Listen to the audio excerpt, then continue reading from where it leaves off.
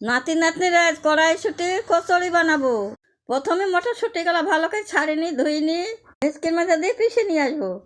তারপর একটা গামলায় ময়দা নিই, স্বাদ মতন লবণ, স্বাদ মতন চিনি, সাদা তেল দিয়ে ভালো করে ময়াম করে নিই।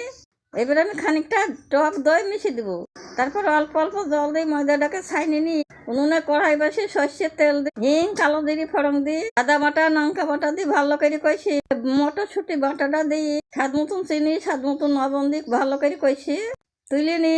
এবার একটু ময়দাটাকে একটু ভালো করে ছাইনি নি, একটু ময়দা নিয়ে একটা বাটি বানিয়ে নি, ওর মধ্যে মটরশুঁটি দিয়ে মুখ টাটি। এবার আমি আস্তে আস্তে বেলে নেব। তারপরে কড়াইতে সাদা তেল গরম করে নি।